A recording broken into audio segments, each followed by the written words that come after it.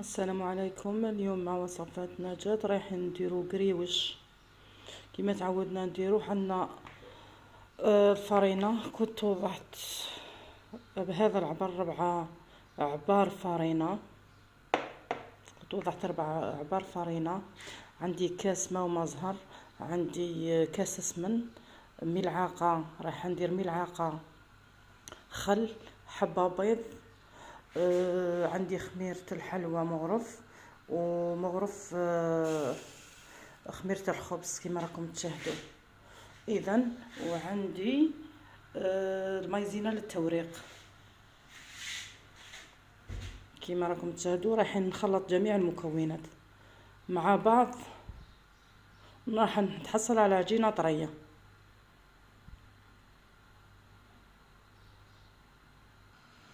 كنت خلط جميع النواشف وخلط جميع المكونات السائلة، راح نخلط جميع المكونات ونتحصل كما قلت لكم على عجينة طرية.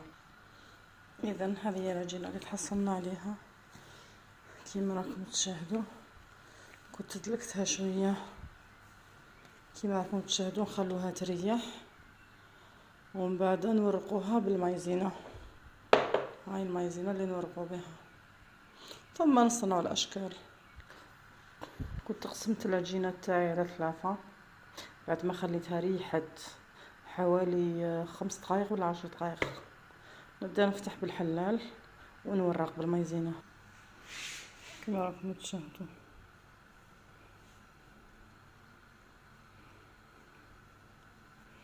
كنا وضعنا مايزينا، نروح نفتح بالحلال كما راكم تشاهدوا. كما راكم تشاهدوا هاكا نفتح بالحلال. اذا العجينه تاعي بعد ما ورقتها ها كما راكم تشاهدوا عندي 3 طبقات. حنخليها ترتاح في كيس بلاستيك حوالي ساعتين حتى ل3 ساعتين، ثم نخدموا الاشكال ومن بعد نقلوهم.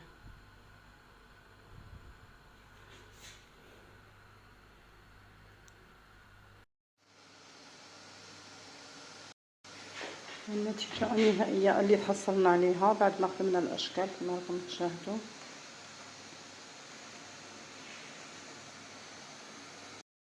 نقلوها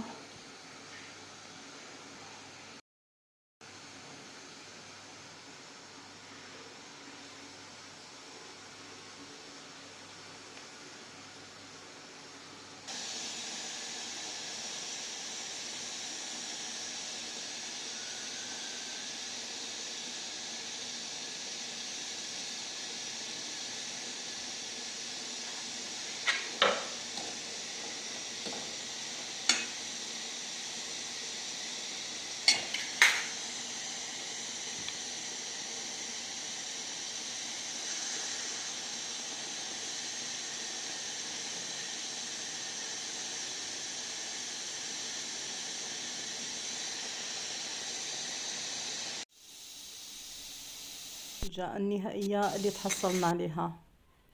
خرج لنا شكل روعة ما شاء الله. هذه النتيجة عليها ما شاء الله. خير نعسل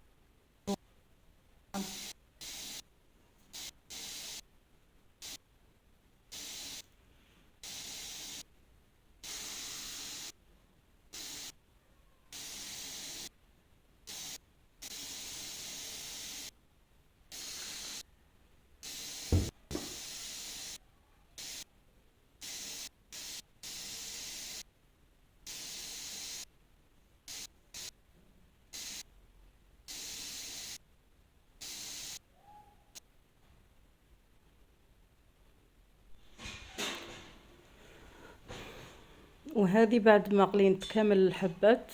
هذه هي كذلك النتيجة اللي تحصلت عليها نهائيا. جاني الشكل روعة ما شاء الله. العجينة مقرمشة ومن بعد نقدروا نعسلوها.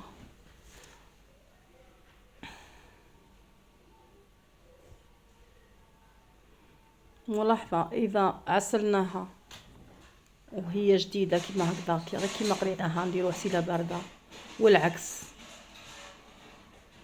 اذا خبيناها نسخنوا لها الحسل وهي باردة نعسلوها.